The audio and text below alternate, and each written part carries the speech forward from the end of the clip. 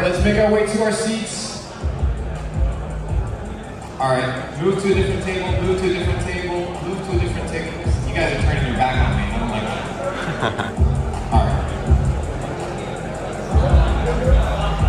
All right, let's make our way over to our seats. Let me get this clicker.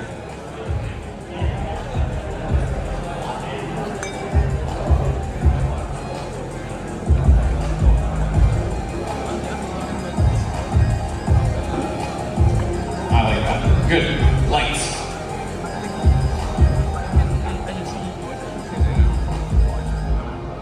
All right, and if anybody's downstairs, we're going to get started with our keynotes. I know we have some people networking downstairs. We can make our way up top, and we're going to get started. All right. First keynote, ladies and gentlemen, how to build successful companies. Now, who here is either has had, or is thinking about having a project of their own or partnering with somebody inside of the crypto space? Anybody ever thought about one? Building a company? Who here has their own company?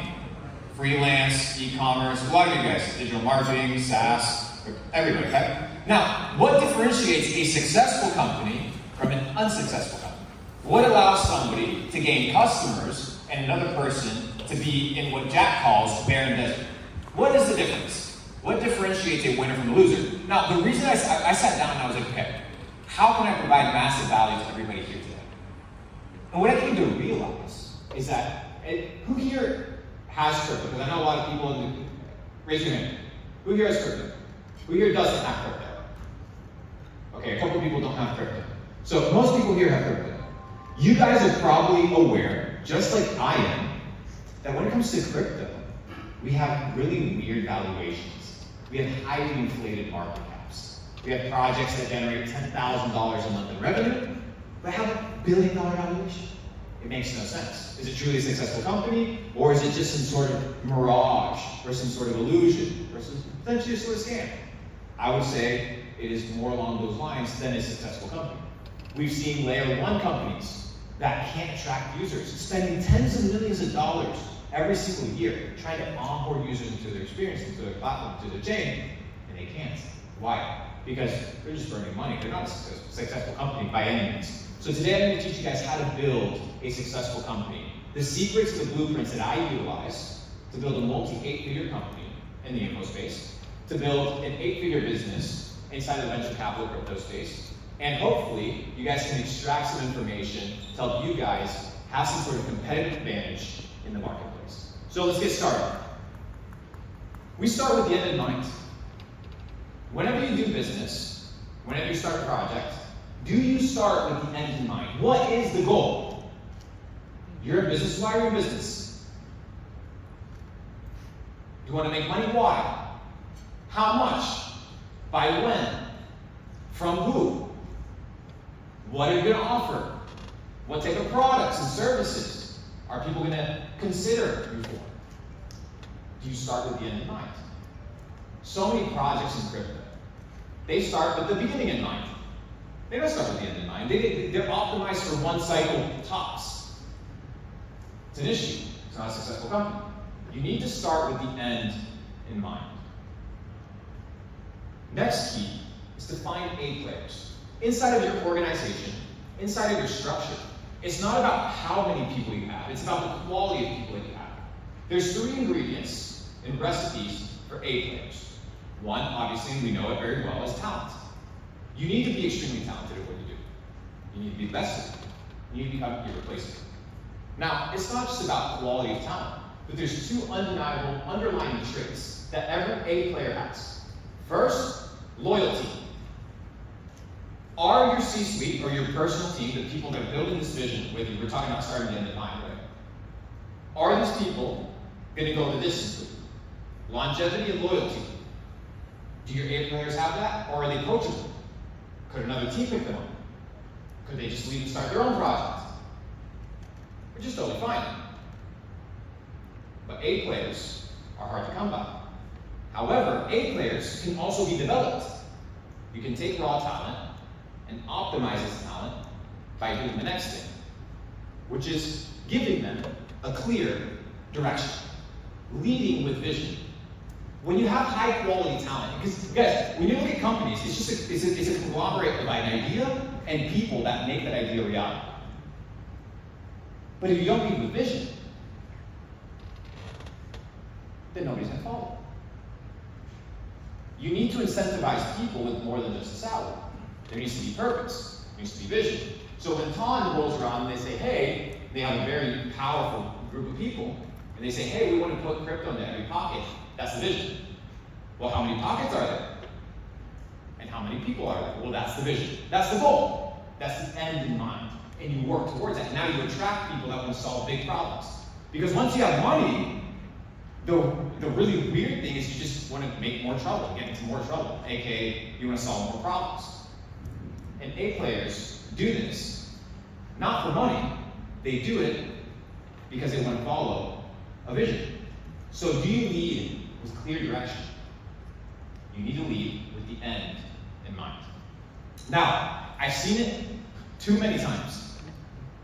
Overspending on budgets, overhiring, before there's any proof of concept, before there's really any clear understanding of where the product is going to go, any sort of revenue models, any sort of sustainability. People do not stay lean. The money that they make, they spend it. They spend it instantly. They don't realize that you have to be lean. So what does lean mean? Lean and mean, that's what I call it. Finding a few A players. You can do a lot more damage with 3 or 4 A players than you can do with 100 people that are half-assing the job. And you might realize that if you pay a few people a lot more than paying a lot of people little, you're going to achieve your objectives a lot faster. So the question is your company lean? Or do you have a lot of leaks? Right? Are there SaaS products that you shouldn't be subscribed to? Do you have contractors that aren't necessarily good and you shouldn't have them on payroll? Are you overpaying certain staff? Are you underpaying yourself as an owner? You should be getting paid out. Are you staying lean, or is your overhead really high? It's what I call the death by 1,000 paper cuts. Who's heard of that concept? The concept of death by 1,000 paper cuts is not this idea of a final blow, a gunshot to the head. Death by 1,000 paper cuts is small little mistakes or small little leaks that over an extended period of time kill you.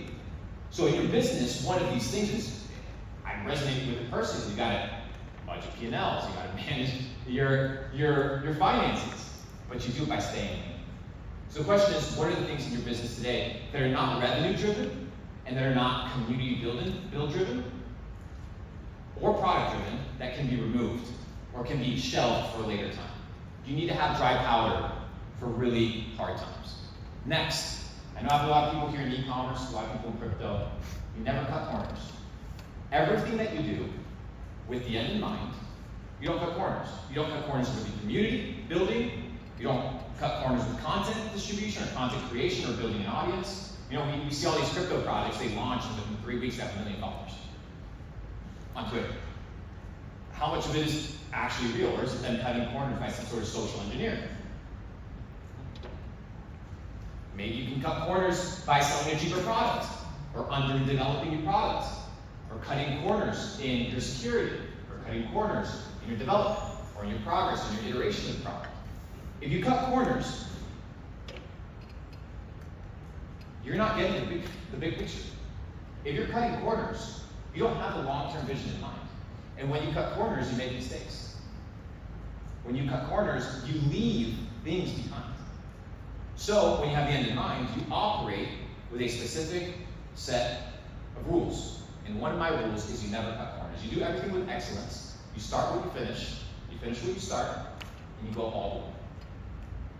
Do you cut corners in your business? Do you cut corners in your management? Do you cut corners in how many hours you work? A lot of people cut corners. If you want to build a successful company, you cannot cut corners. You cannot miss essential steps. You know what they say? You know when you play these video games or when people cheat and they can get away with it? In business, you can't get away with it. Business, they'll catch up to you. You know how you can cheat your way through high school? You can even cheat your way through a doctorate. But you can't cheat your way through a surgery on the table. Right? So when the game is actually to be played, if you cut corners, it will be convenient. You never cut corners. Now, we talk about products. Let's say we don't cut corners with products. The biggest single issue that I've seen in any company, whether it's Web 2, Web 3, DAOs, decentralized ecosystems, centralized ecosystems, is that they don't understand trends and narratives, the ebbs and flows of the market. Now, just like every year has 4 seasons, winter, autumn, summer, spring, there's also different calendars. We have cycles, crypto cycles. There's a bull cycle, there's a bear cycle. How many here have either delayed or early launched a project because it was a trend and it was the time to do it? A lot of people. But if you're not on the right trend and on the right narrative, and we're going to explain what these things are specifically, you're not going to make it. So the question is, do you take trends and narratives into consideration? Do you understand the macro and micro cycles of your niche? I'll give you guys an example. Macro cycle. Jeff Bezos, 1999, says, hey, you know what? This is my macro cycle. I'm betting on e-commerce. People are going to be buying shit online. That's the macro cycle. That's the bet. What is the micro cycle? Oh, hey guys, people like fidget spinners because they have ADHD. That's your micro cycle. That thing has maybe a 4-month lifespan that's highly lucrative, but it's within the macro. So you're betting on the macro, and then you're finding trends in the micro that are going to give you capitalization. High reward for low risk. Macro and micro cycles. Let's talk about it. Narratives. What is a narrative? Long-term momentum swings. Swing is a polar opposite, right? A shift to the complete opposite. Long-term momentum swings that fundamentally change how societies operate. Who here has seen a change in narrative over the last couple of years? A change towards more focus on decentralization, about the governments, like, hey, we wanted freedom of speech. Who's here seen that kind of play out? Has anybody seen that trend, or is it just me? Nobody seeing it? Am I seeing it? Yes? Can I get some responses, please? Yes. Are we, okay, I thought we were room full of new people. Narratives. Do you understand the macro cycle, the narrative? What's the narrative for you in your business? If you're in e-commerce, if you're in SaaS, if you're in crypto, what's the narrative for you? What's the long-term play? Trends. Short-term, often synthetic attention spikes that come off from the macro narrative. These can be engineered. These can be manufactured.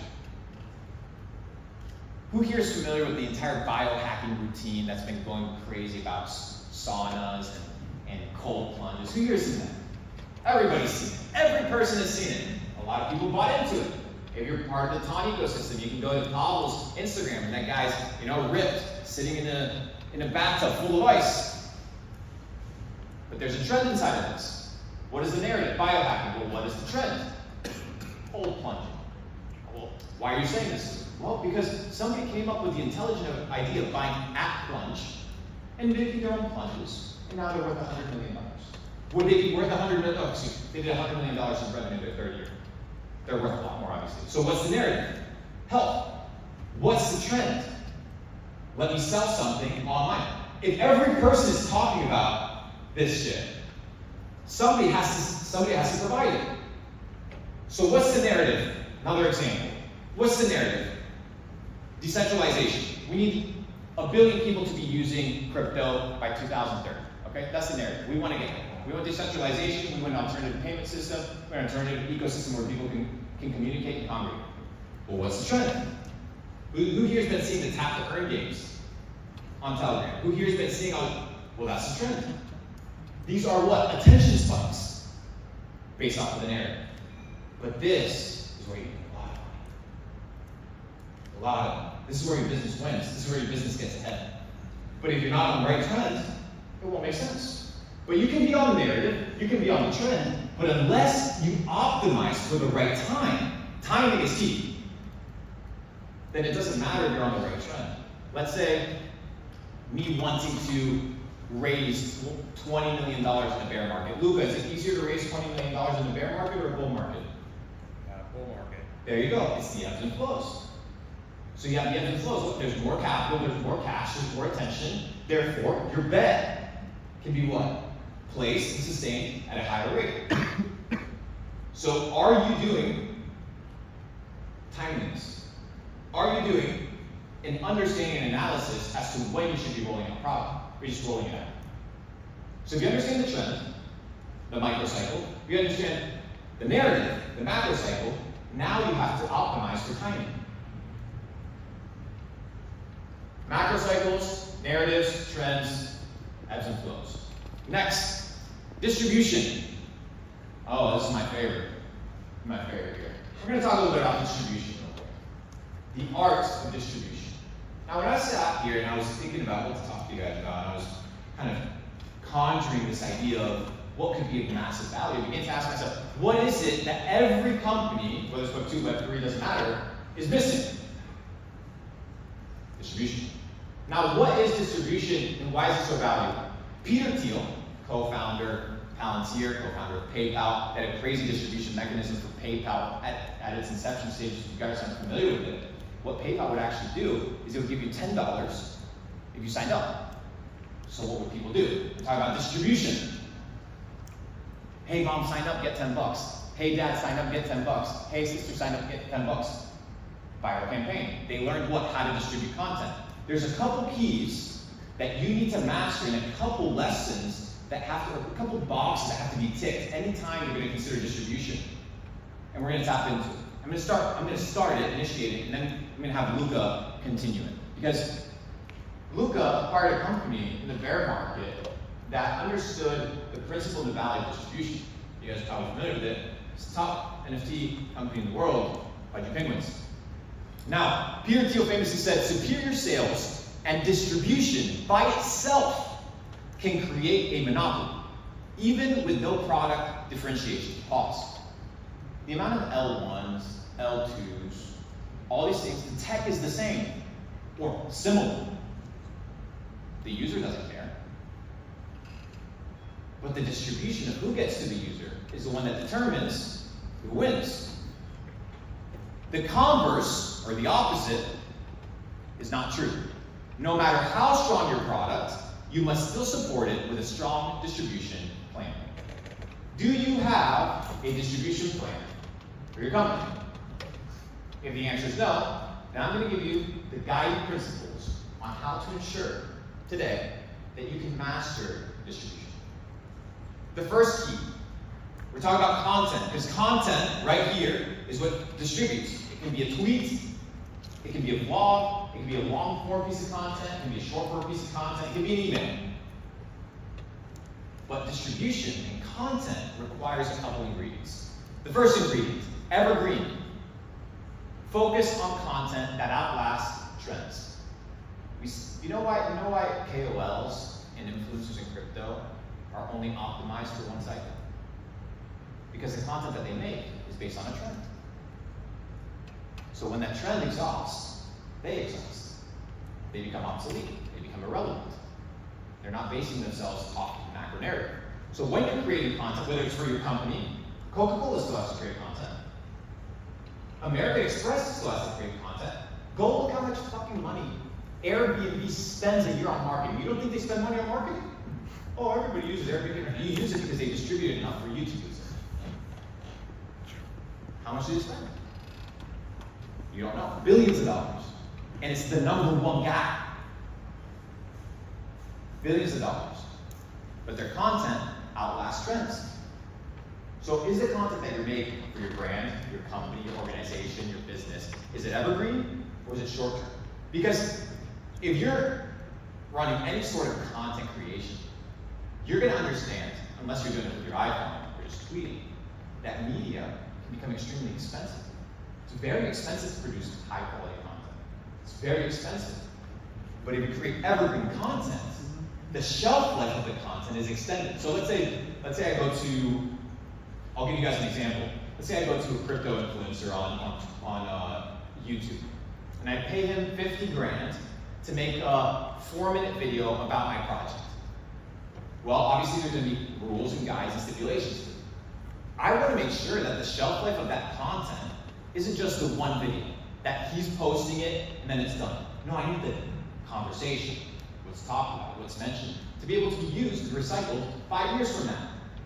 I'll give you guys a very famous example. So we did it with the TON team recently. So we took the Pavel interview that he did with Tucker Carlson, which is a timeless interview, it's an evergreen interview. And I could be running clips from that for the next 3 years, and it would be relevant 3 years from now. Obviously, Pavel didn't do that with intention, it just happened to work that way. But when you're creating content, the question for you is it evergreen? Or does that have a short lifespan? If it has a short lifespan, you're gonna have to be making a lot more content. You don't want to be making content, you're gonna be distributing content. Quantity. Break the algorithm with volume. If many of you guys are familiar with Twitter, a great example is Victor, actually. Victor's a great example, actually. You guys, what's your handle? Someone you know. Someone you know on X. So I've never seen anybody tweet like this guy, right? This guy is like on your feed all day because the quantity of distribution is ridiculous. So he naturally breaks the algorithm. The algorithm can't keep up. So he just breaks it by like sheer force.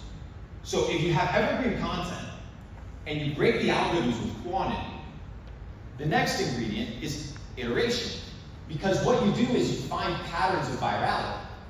So once you find patterns of virality, what you do is you just optimize for them. I'll give you guys an example. I'll take the example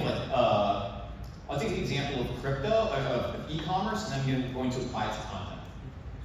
Who here has ever run an ad, a Facebook ad for an e-commerce product? Okay, a couple people. Now, when you do that, you need to find what? It's called a winning ad, or a winning creative. That's what they call it. It's the ad that for some reason, something about it causes people to talk, causes people to like, comment, makes the CPM super low.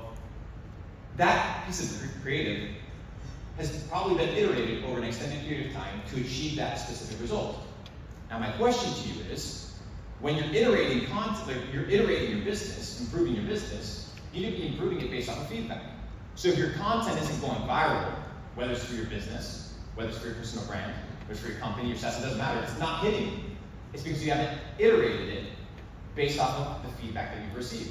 So if you're not getting views, if you're not getting content out and it's getting watched, it's not that you're bad, it's that you haven't iterated based off of the information you've received. What's the feedback? What's the feedback that you're getting? And how do you optimize according to that feedback? Oh, and finally, not all attention is positive. Okay, we're talking about iteration. Not all attention is positive. People say, oh, all attention is good. All press is good press. Bullshit. I know this firsthand. Okay? It's not. Not all attention is good attention. But you can iterate for the type of what? Reaction that you want people to have. Let's talk about the Budweiser campaign.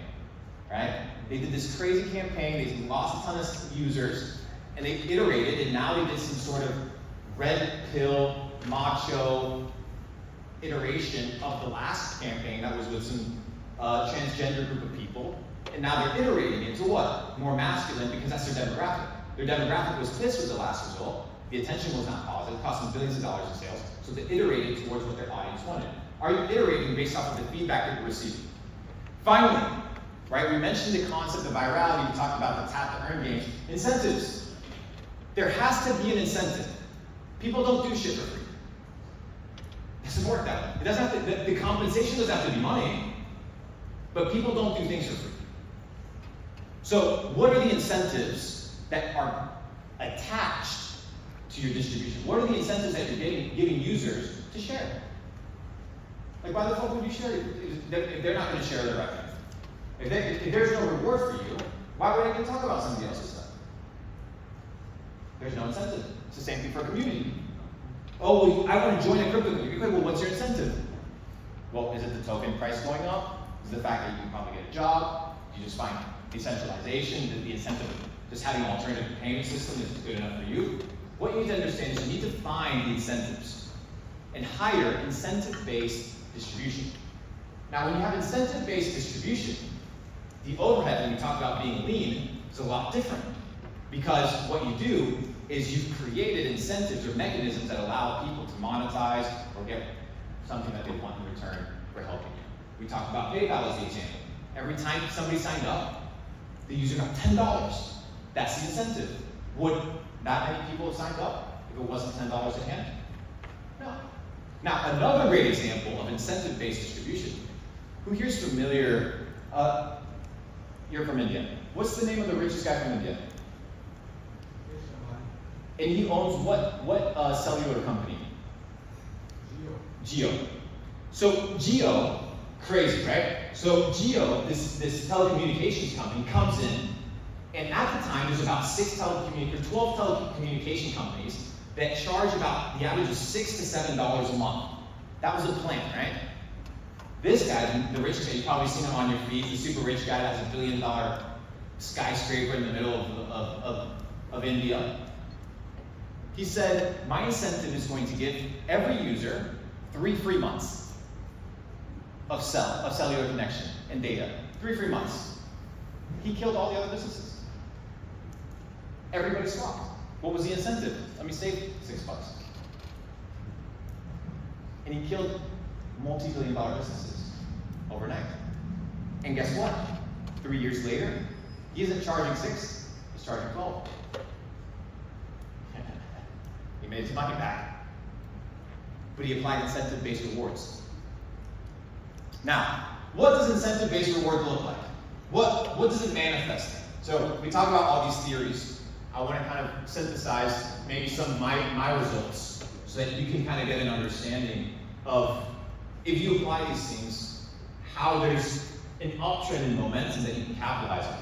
So over the last, I would say, this is 2023, but also kind of the first couple months of 2024. Cross-platform, and we're going to talk about this right here. This is key: intensity, volume, and duration. We're going to talk about this right here. This is my formula. I'm giving you guys my formula, by the way. 2023, I posted 153,000 videos. How many of you posted? How many is your business post? I post a video every 4 minutes.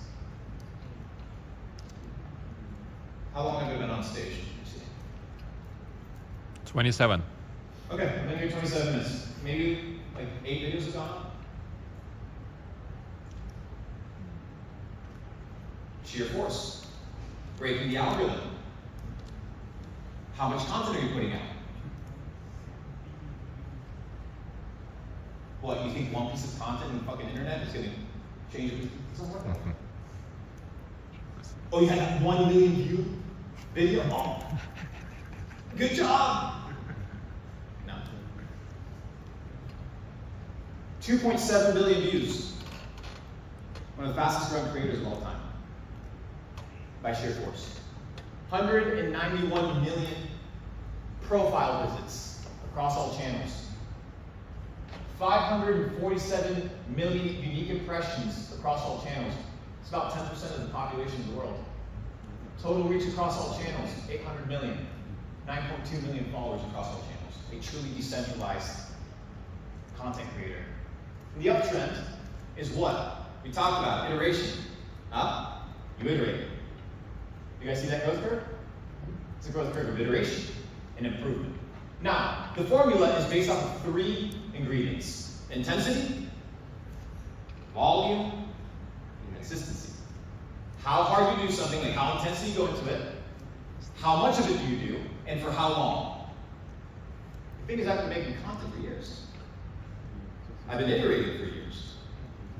So once you have the long-term perspective in mind, you understand that these are prerequisites, these are requirements. Are you the most intense? Are you inputting the most amount of energy? Are you showing up more than everybody else? Luca, how many GIF views do we have on Buddy right now? 30 billion.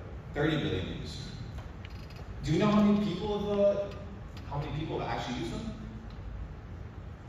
It's like 900 and something million. 900, almost a billion people, right? So our GIFs are going viral. Intensity, volume, and duration. How long is it that you're doing something? We're talking about evergreen content. Now, this is what your business could be, right? This is the growth curve of your business, right here. If you apply what I'm sharing today. Now, we're talking about making money. So now that you get some fame, right? We're talking about getting some fame. We got to transform this fame into some sort of conversion. Whether the conversion is a download, whether the conversion is a sale, whether the conversion is a follow. It doesn't matter. What is your funnel? Now, every funnel has variations. I'm going to share with you guys one of my basic funnels. I'm going to give you guys a breakdown on how exactly it works, how you guys can replicate something similar. I'm going to share with you guys how this kind of works. So we'll start with the top. We'll start with the top of the funnel. The first approach in interaction with any sort of customer base, the first touch. It can come from short form content, it can come from a billboard, it can come from a 30-second ad on television. It's the first touch, the short form interaction. That's why billboards are so popular. What's the ROI on a Times Square, New York Times Square piece of billboard? It's hard to calculate that, right? It's the top of the funnel. It's very intrinsic value when it comes to being really niche, because your goal here is to just add a ton of people. We see people that are really good at the top of the funnel and getting a lot of eyeballs, but they don't understand how to make money with it. I'm going to teach you guys how to make money. You guys want me to teach you how to make money with the distribution? Yes? Good. Short form. We're talking about what's relevant today. So this funnel works, it'll work for the next 3 years before something changes, right? 3 years. You need to start with short form. Short form content. It can be tweets, it can be short form videos, it can be hiring creators to do user-generated content, because you want the first touch. Next in your funnel is going to be your long form content. Now that people know that you exist, do people know what you're about? So people know that there's this health supplement company. Okay, well, what are their mission, vision, and values? Okay, well, we know that this crypto company exists. Okay, but what is it exactly that they stand for? Long form content. Short form content, they know you exist. Long form content, they know what you're about. We live in an ecosystem where people today, they don't just buy based on necessity. They buy things that they resonate with. They buy things that they align with. And in long form, you get to align with people. If you guys think this isn't real, and that this isn't the trend or the narrative of where companies, successful companies are going, I would direct you to an email conversation that was leaked between Mark Zuckerberg, Peter Thiel, and a couple executives at Meta. And it was Zuckerberg conveying to the rest of the team that his role in the organization needed to change. We're talking about a $1 trillion company. And in the email chain, he says one thing. He says, I've been focusing a lot of time on product. The community doesn't even know who I am anymore. He considers Meta a community, a billion-person community. So he said, you know what, I need to start doing more things. Now he's doing MMA.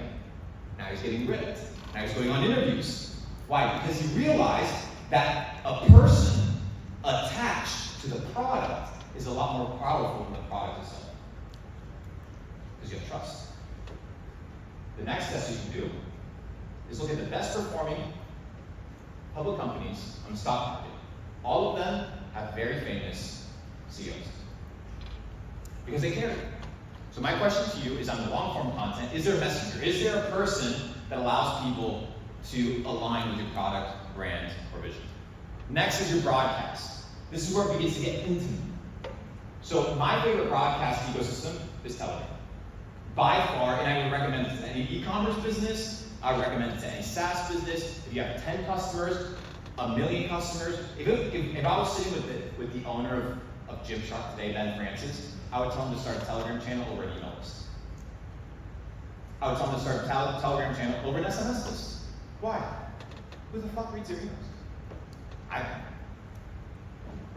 When was the last time you read a marketing email? Maybe you read mine. But how many do you read? Not many. So what is your broadcast? What is your communication with your customer? What is your direct approach? I talk to all my customers all the time. What is your broadcast message? How do you talk to your customers? Do you know? Do you talk to them through Instagram stories? Do you talk to them through tweets? You need to be able to talk and address your community directly. Do you understand? I was thinking the other day, said, you know, we have all these, I have a Telegram group with over 125,000 people. Very valuable, very powerful. And I sat there and I was like, because projects hit you up all the time, companies hit you up, and they want to throw money at you and be like, hey, here's $500,000, put something on your Telegram. Here's $1 million, put something on your Telegram. And then I sat back and I said, What would Napoleon Bonaparte, or what would Alexander the Great value a distribution channel where he can send a voice memo to 125,000 people instantly? Fucking priceless. Julius Caesar had to send messengers to every fucking corner of his domain. What is that worth? Infinite value. Priceless. And it becomes yours. You own it. Because you can own your platform on Telegram. So what is your broadcast to your customers? What is your direct channel of conversation with your customers? You need to know it. And if you don't have it, you need to establish it. I recommend Telegram. Next, you go from what? Broadcast, a little bit niche, to your members.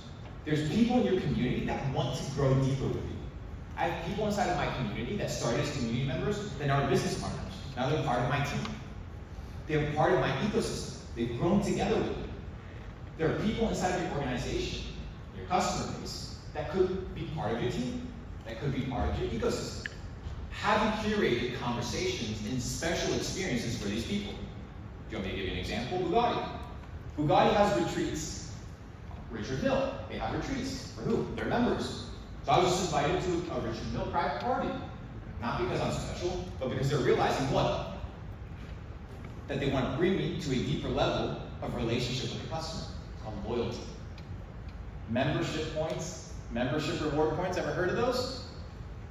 Do you have incentives for being a member inside of your ecosystem? Why do you think Amazon has Amazon Prime? That's a membership. How many Amazon Primes do you have? How many subscriptions do you have to free shipping around the world outside of Amazon? You probably have no other one except Amazon. Unless you have probably don't. So membership.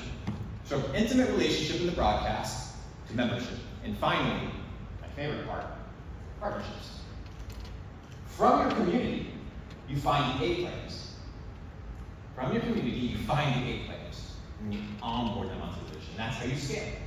That's why Amazon isn't just Amazon.com. They have AWS, they have Whole Foods, they have IMDb, they have a plethora of companies. That's run by different partners. That's run by different people. And these are people that are coming from what? The top of the funnel. So imagine I'm getting 2.8 billion views at the top of the funnel, and I get to extract 5 partnerships. But each partnership makes me $5 million. Do I have to monetize the top of the funnel? No. I just have to find really good partners and members. So my question for you is, in your product and your service, do you create a laddered experience for your user base, or is it very flat? If it's flat, there's nothing special to it. You need to be able to create a value funnel. Map out the customer journey to those trying to get involved with you further. You've seen it, especially in crypto. People want to get involved with your projects. People want to get involved with your stuff. Do you give them the opportunity? You need to. Now, talk about value. Especially with crypto. I want to niche it towards crypto right now. What causes the price to go up? The value manifested in the ecosystem has to represent more than what somebody's willing to pay for. Supply and demand, buy low, sell high. What is the intrinsic value of what you're offering your people? And do they know? If you want to make sales, the value, the perceived value needs to be higher than the value of what somebody's going to spend. So if somebody's going to buy Juke token for 80 cents. Is it worth 80 cents? What's the value attached to that token? Do I have voting power? Do I have staking rights? Or do I not have any of these things? Right? What is the value versus the price? Have you calculated those costs? And have you made it very easy for your audience to understand that the price is a lot smaller than the value they receive? And if you haven't, they're not going to fucking buy from you. People are informed buyers nowadays. Value versus price. And as I said, we always start with the end in mind. In fact, we started with the end in mind with Pudgy Penguins the first time you actually posted inside of our messenger group the first Pudgy the day that it launched. And from there, the end in mind was what? Asian user base. It was like, this can go viral. That was the thesis. And from there, starting the end in mind, built into what is now a 9-figure business, a 9-figure IP, soon to be $1 billion IP.